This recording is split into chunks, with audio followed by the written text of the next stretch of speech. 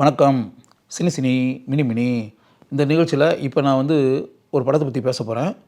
இந்த படத்தை பற்றி நான் சொல்லும்போது இது எப்போ வந்துச்சு, யார் படம், எந்த லாங்குவேஜ் அப்படின்ற மாதிரி நீங்கள் நினைப்பீங்க. படத்தினுடைய பேர் வந்து 12th ஃபெயில். 12th ஃபெயில்னு ஒரு படமா? என்ன சார் இது, நாங்கள் கேள்விப்பட்டதே இல்லை இந்த பேரை பற்றி அப்படின்ற மாதிரி நீங்கள் நினைக்கிறீங்களா? சரி, இருந்தாலும் கேள்விப்படாமல் இருந்தீங்கன்னா இப்போ கேள்விப்பட்டுங்க. இது வந்து ஒரு ஹிந்தி திரைப்படம். இப்போ சமீபத்தில் திரைக்கு வந்து வெற்றிகரமாக ஓடிக்கிட்டு இருக்கக்கூடிய ஒரு திரைப்படம். இந்த திரைப்படத்தை பற்றி நான் சொல்கிறது அப்படின்றது காரணம் என்னென்னா, இது மாமூலான திரைப்படம் அல்ல. இந்த 12th ஃபெயில்ன்ற பேரை பார்க்கும்போதே உங்களுக்கு வந்து நிச்சயமாக வந்து இது என்ன பேரே ஒரு டிஃப்ரெண்ட்டாக இருக்கே, வித்தியாசமாக இருக்கே அப்படின்ற மாதிரி மனசுக்குள்ளே பட்டிருக்கு இல்லையா? அது வித்தியாசமாக பட்டிருக்குன்றது ஒரு பக்கம் இருந்தால் கூட, இதில் வந்து அனுராக் பதக் அப்படின்ற ஒருத்தர் வந்து எழுதிய இது நாவல், ஒரு புதினம். இதே பேர்லேயே 12th ஃபெயில் அப்படின்ற பேரில் ஒரு புத்தகம் வந்து நாவல் எழுதினார். இது ட்ரூ ஸ்டோரி.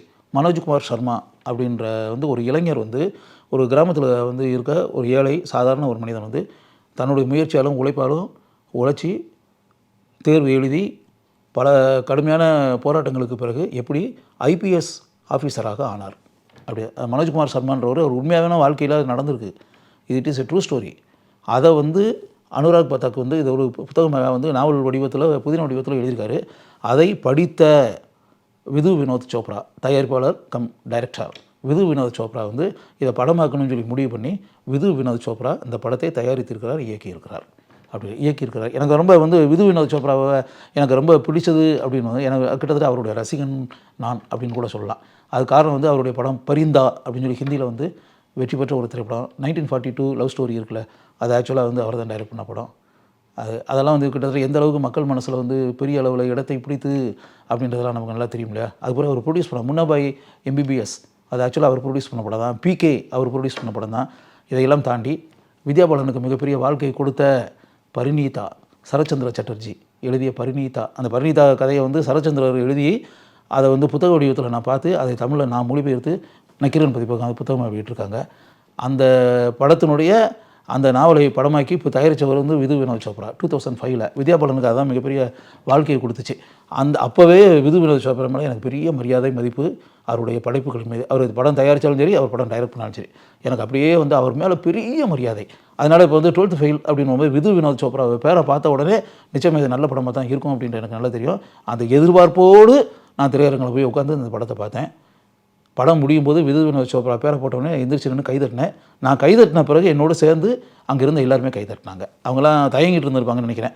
சென்னை நகரத்தில் வந்து மல்டிப்ளெக்ஸில் உட்காந்து எப்படி கைதட்டுறது அப்படின்ற மாதிரி யோசிச்சுட்டு இருந்திருப்பாங்கன்னு நினைக்கிறேன். நான் கைதட்டினோடனே எல்லோரும் சேர்ந்துட்டாங்க என் கூட சேர்ந்து. எனக்கு ரொம்ப சந்தோஷமாக இருந்துச்சு. அந்த கைதட்டி பாராட்டக்கூடிய அளவுக்கு இந்த படத்தில் என்ன அப்படின்றதானே. இது என்ன மேட்டர்னா, அதாவது சம்பல் பள்ளத்தாக்கு அப்படின்னு கேள்விப்பட்டிருப்பீங்களே. சம்பல் பள்ளத்தாக்குனாலே உங்களுக்கு இந்த சம்பல் கொள்ளைக்காரர்கள் இதெல்லாம் இந்த பூலான் தேவி இதெல்லாம் ஞாபகத்தில் வருவாங்க. அந்த சம்பல் பள்ளத்தாக்குன்ற இடத்துல வந்து பொதுவாகவே டெக்காய்ட்ஸ், கொள்ளைக்காரர்கள் இப்படி இருக்கக்கூடிய பகுதி. அப்படி அந்த பகுதியில் இருக்கக்கூடிய ஒரு சின்ன கிராமத்தில் இருக்கக்கூடிய ஒரு இளைஞன், அந்த இளைஞன் தான் ஆக்சுவலாக வந்து அந்த மனோஜ்குமார் சர்மா. அவன் வந்து அந்த இளைஞன் வந்து ஒரு ஏழை, ஒரு தந்தைக்கும் தாய்க்கும் பிறந்தது, ஒரு குடிசையில் வாழ்ந்துக்கிட்டு அப்படியே ஒரு ஏழ்மையான வாழ்க்கை வாழ்ந்துகிட்டு இருக்காங்க. அந்த ஊரில் வந்து டிரான்ஸ்போர்ட் கிடையாது, பெரிய வசதிகள்லாம் கிடையாது. ஒரு சின்ன லெவலில் ஏதாவது வேன், ஜீப்பு இந்த மாதிரி மேட்டர்களில் வந்து ஆளுக வந்து பயணம் செஞ்சு அப்படின்ற மாதிரி ஒன்று புழுதி புடிந்த சாலைகள், அது என்ன சொல்ல போனால் விளக்கு, எலக்ட்ரிசிட்டி, கரண்ட் வசதிகள் கூட கிடையாது. அப்படி இருக்கக்கூடிய ஒரு சராசரியாக லோயர் மிடில் கிளாஸு, ரொம்ப ஏழை, இந்த குடும்பத்தில் வாழக்கூடிய ஒரு ஏழை இருக்கக்கூடிய அந்த இளைஞன் வந்து பள்ளிக்கூடத்தில் படிச்சுக்கிட்டு இருக்கக்கூடிய ஒரு பையன். அதான் வந்து 12th ஃபெயில்னு போடுறான்ல, அப்போ கிட்டத்தட்ட 10th வந்து இதெல்லாம் படிச்சுக்கிட்டு அப்படி இப்படின்னா இருக்கக்கூடிய போது அந்த தந்தைக்கு அவனுடைய அப்பாவுக்கு வந்து ஒரு ஆசை என்னென்னா, நம்ம பையன் வந்து இது மாதிரி ஒரு ஐபிஎஸ் ஆஃபீஸராக வரணும், காவல்துறை அதிகாரியாக வரணும், காக்கி ட்ரெஸ்ஸை போடணும், போலீஸ்காரனாக வரணும் அப்படின்றது. ஒரு ஐபிஎஸ் ஆஃபீஸர், வெறும் போலீஸ்காரனா கான்ஸ்டபிளாக வரணும்னு நினைக்கிறார் அவங்க அப்பா. ஐபிஎஸ் ஆஃபீஸராக வரணும்னு நினைக்கிறாரு. நம்ம கிராமத்துலேருந்து நம்ம வீட்டிலேருந்து ஐபிஎஸ் ஆஃபீஸராக நம்ம பையன் வரணும் அப்படின்னு நினச்சி அப்படி இருக்கக்கூடிய அந்த இது ஒரு கிராமத்தில் சாதாரண அரசாங்க பள்ளிக்கூடத்தில் ஒரு படிக்கக்கூடிய ஒரு பையன் வந்து ஒரு ஸ்டேஜில் அந்த 12th கூட ஃபெயில் ஆகி போய் அந்த ஊரை விட்டு கிளம்பி அப்படியே வந்து வரும்போதே பஸ்ஸில் வரும்போதே தான் கொண்டு வந்த பை, பணம் எல்லாமே காணாமல் போய் கேரா பிளாட்ஃபார்ம் அப்படின்ற அளவுக்கு அடுத்த வேலை சோத்துக்கே வழி இல்லாமல் அப்படின்னு இருக்கும்போது அவனுடைய நண்பன் ஒருத்தன் அவனை கூப்பிட்டு வந்து டெல்லியில் கூப்பிட்டு வந்து தன் கூட தங்க வச்சு அப்படி தனக்கு உதவி செஞ்சு அப்படி இப்படின்ற பேட்டர்னில் அப்படின்னு பல சோதனைகளை எல்லாம் தாண்டி சாதாரண டீ கடையில் வேலை பார்த்து, ஹோட்டலில் வேலை பார்த்து, ஒரு மாவு அரைக்கக்கூடிய மாவு மிஷினில் வந்து மாவு அரைச்சி கொடுப்போம்ல, அந்த மாவரைச்சி கொடுக்குற இடத்துல ஒரு இருண்ட இடத்துல வந்து தங்கிக்கிட்டு இப்படிலாம் இருக்கக்கூடிய ஒரு இளைஞன், அது பல தோல்விகளை எல்லாம் சந்தித்து, பல வீழ்ச்சிகளை எல்லாம் சந்தித்து, பல போராட்டங்களை எல்லாம் வாழ்க்கையில் சந்தித்து, படத்தினுடைய கிளைமேக்ஸில் வந்து இறுதி காட்சியில் வந்து அவன் எப்படி வந்து வந்து அந்த அதை வந்து அந்த காட்சியில் ரொம்ப அதாவது அந்த தேர்வு எழுதுறது யூபிஎஸ்சி எக்ஸாமினேஷன் அப்படின்றத நம்ம கேள்விப்பட்டிருக்கோம்ல, அது நிறையா பார்ப்போம். யூனியன் பப்ளிக் சர்வீஸ் கமிஷன் தேர்வு அப்படின்னு வரும்போது அதை வந்து படம் ஃபுல்லாகவே அதை பேஸ் பண்ணி படம் பண்ணியிருக்காங்க. அந்த யூபிஎஸ்சி தேர்வு அப்படின்னா அது எப்படி இப்படிலாம் கோச்சிங்லாம் எப்படி இப்படி நடக்கும், எப்படி இப்படிலாம் அதில் கலந்துக்குருவாங்க, அங்கே கிளாஸ்லாம் எப்படி நடக்கும், அது பாடம்லாம் எப்படி நடத்துவாங்க, அது எழுதி எப்படி தோல்வியெல்லாம் அடைகிறாங்க, தோல்வி அடைஞ்ச பிறகு மறுபடியும் சரிக்கு விழுந்து கீழே மறுபடியும் எப்படி எந்திரிக்கிறாங்க இப்படின்றதெல்லாம். இதேமாதிரி இதில் ஒரு பொண்ணு கூட அது ஆரம்பத்துலேருந்து அது ஐஏஎஸ் ஆகணும்னு சொல்லிட்டு வந்து அது ஒரு நல்ல பணக்கார வீட்டு பொண்ணு, மிசோரியிலேருந்து ஒரு ஹில் ஸ்டேஷன் அங்கேருந்து வந்து அது வந்து இவனுக்கு ஃப்ரெண்ட் ஆகி கிட்டத்தட்ட 2 பேருக்கு இடையில ஒரு பேரலாக ஒரு லவ், 2 பேருக்கு மியூச்சுவலி தே லவ்டு ஈச் அதர் அப்படின்ற ஒரு ட்ராக் ஒன்று வரும். அப்படி வரும்போது அவள் வந்து ஐஏஎஸ் ஆகணும், கலெக்டர் ஆகணும் அப்படின்னு சொல்லிட்டு அவள் ஆசைப்பட்டு அவள் வந்து பரீட்சை எழுதி தேர்வு எழுதி 2 பேரும் ஒருத்தர் இங்கே பழகி பேசி கருத்துக்களை பரிமாறி இப்படிலாம் வந்த பிறகு அதுக்கு பிறகு எவ்வளவு சோதனைகள், எவ்வளவு இதில் என்னென்னா அந்த படத்தில் வந்து அந்த கிளாஸ் நடக்கக்கூடியது கோச்சிங் கிளாஸ் நடக்குது இல்லை, அது ஃபுல்லாகவே கிட்டத்தட்ட இதே மாதிரி இதில் ஈடுபட்டவர்களையே உண்மையாகவே யூபிஎஸ்சி தேர்வில் வந்து கிளாஸ் நடத்தக்கூடியவர்களே இதுக்கு பயன்படுத்தியிருக்காங்க. அந்த ஸ்டூடெண்ட்ஸ் கூட பெரும்பாலானவர்கள் இந்த பரீட்சை எழுதி இந்த மாதிரி தேர்வுகளில் ஈடுபடக்கூடிய எழுதிக்கிட்டு இருக்கக்கூடிய இளைஞர்கள் இருக்காங்களே அவங்களெல்லாம் அதில் நடிக்க வச்சுருக்காங்க. அது ப்ரொஃபஷனல் சினிமா ஆர்டிஸ்ட்டுன்ற மாதிரி இல்லாமல் ரியலிஸ்டிக் திங்ஸ் அப்படின்ற ஒன்று இருக்கு இல்லையா, இயல்பாக இருக்க வேண்டும் அப்படின்றதுக்காக வந்து உண்மையாகவே யூபிஎஸ்சி எக்ஸாமினேஷன் எழுதக்கூடிய இளைஞர்களையும் இளம் பெண்களையும் இதில் பயன்படுத்தியிருக்கிறார்கள். அதேமாதிரி கோச்சிங் நடத்துகிறவங்களையும் அதே மாதிரி ஆட்களையும் இதில் பயன்படுத்தியிருக்காங்க. அதனால் படம் பார்க்கும்போது என்னென்னா இது படம்ன்ற மாதிரி நமக்கு தெரியவே தெரியாது. நமக்கு வந்து இப்போ நம்ம யூபிஎஸ்சி எக்ஸாமினேஷன் ரிசல்ட்டு அப்படின்லாம் பேப்பர்லாம் வரும், நம்ம பார்ப்போம். அதில் போய் கலந்துக்கிறவங்களுக்கு தெரியும் அது எப்படி இருக்குது அப்படின்றது, வெளியே இருக்கவங்களுக்கு நமக்கு தெரியாது இல்லையா. அது கண் முன்னாடி காமிச்சிருக்காங்க இது எப்படி இப்படி நடக்கும் அப்படின்றது. படத்தினுடைய உச்சக்கட்ட காட்சி அப்படின்னு வருது இல்லையா, இப்போ ரிட்டன் எக்ஸாமினேஷன் இந்த மாதிரி மேட்டர்கள் இதெல்லாம் எழுதி பல தடவை தோல்வி அடைஞ்சி மறுபடி கஜினி முகமது போல் மறுபடி படையெடுத்து மறுபடி எழுதி அப்படி இது அதில் வந்து ஒரு கேரக்டர் அடுத்தடுத்து ஃபெயிலியர் ஆகிற கேரக்டர்களும் இதில் வரும். இவனும் வந்து மனோஜ்குமாரும் பல நேரங்களில் எழுதி தோல்வி அடைஞ்சி இன்னொரு தடவை எழுதி அப்போ அவன் நண்பன் வந்து அவனுக்கு உதவி செஞ்சு இப்படிப்பட்ட மாவு அரைக்கிற மெஷின் இருக்கிற இடத்துல வந்து ஒரு சின்ன கூண்டு மாதிரி ஒரு இடத்துக்குள்ளே உட்காந்துக்கிட்டு ப்ராப்பரான வசதிகள் இல்லாமல் படிக்கிறது கூட வசதி இல்லாமல் 3 மணி நேரத்தில் நீ வந்து தூங்கி எந்திரிச்சு 15 மணி நேரம் உழைச்சி அப்படின்லாம் இருந்துச்சுன்னா நீ என்ன பரீட்சை எழுத முடியும்? நீ வந்து இப்போ வா, நான் உனக்கு ஒரு இடம் தர்றேன், உனக்கு அந்த இடத்துல நல்ல டேபிள் சேர்லாம் நல்லா போட்டு படிக்கிறதுக்கான வசதிகள்லாம் உண்டாக்கி உனக்கு நல்லா உன்னோட அந்த எழுதக்கூடிய அளவிற்கு தேர்வை நல்ல முறையில் எழுதுகிற அளவுக்கு உன்னை டெவலப் பண்ணுறதுக்கு என்னென்ன வழிகளோ அதெல்லாம் நான் செய்கிறேன். நீ வந்து இப்போ வேலையெல்லாம் கிடச்சி சம்பாதிச்சு பணம்லாம் வர்றப்போ எனக்கு வந்து நீ ஏதாவது திருப்பி கொடு, நான் உனக்கு இப்போ வந்து இது கடன்ற மாதிரி நினச்சிக்கோ அப்படின்ற மாதிரிலாம் சொல்லி சிரிச்சுக்கிட்டே சொல்லி அப்படின்ற மாதிரிலாம் காட்சிகள்லாம் இருக்கும்.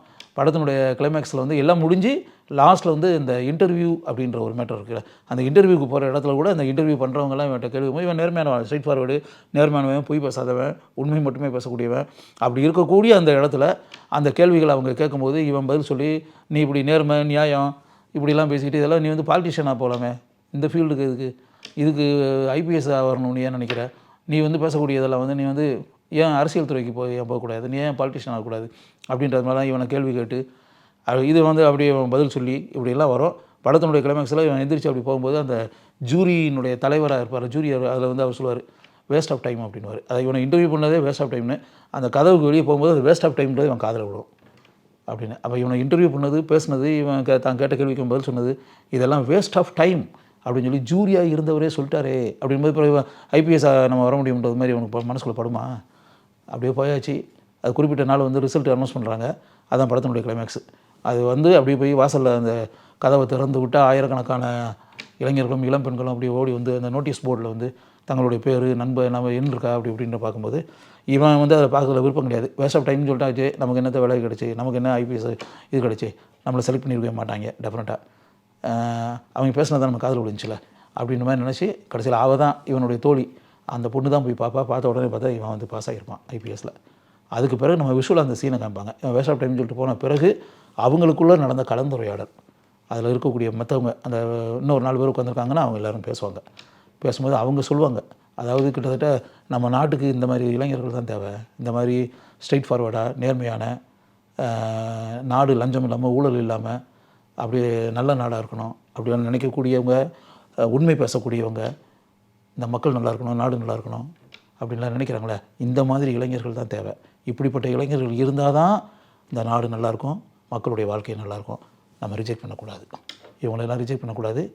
இப்படிப்பட்டவங்க தான் நமக்கு தேவை அப்படின்ற மாதிரி ஆணித்தரமாக. அதில் ஒரு ஆள் அதிகமாக பேசாமல் இருப்பார். நீங்கள் என்ன அதிகமாக பேசாமல் அப்படி சைலண்டாகவே உட்காந்துருக்கீங்களே, உங்கள் ஒப்பீனியன் என்ன அப்படின்போது, ஹீ இஸ் அ சூட்டபிள் கேண்டிடேட்னு டெஃபினட்டாக அவரை இந்த இளைஞனை நம்ம செலக்ட் பண்ணணும். இந்த மாதிரி இளைஞன் வெரி ரேர் சொல்லப்போனால். இந்த மாதிரி ஆட்கள் தான் நமக்கு நாட்டுக்கு தேவை அப்படின்ற மாதிரி அவங்க சொன்ன கருத்துக்களை எல்லாம் கிளைமேக்ஸில் சொல்லி இதெல்லாம் நடந்திருக்கும். அவன் வந்து ஐபிஎஸ் ஆகிடும். அந்த ஐபிஎஸ் இதாகி செலக்ட் ஆன பிறகு அந்த கிராமத்துக்கு வந்து அப்பா அம்மா அந்த அண்ணன் அந்த கிராமத்தில் தங்கச்சி எல்லாத்தையும் சொல்லி அப்படி ஆனந்தம் அடைஞ்சி அப்படின்ற அந்த விஷயம் இருக்கு இல்லையா, அதோட படத்தை முடிச்சிருப்பாங்க.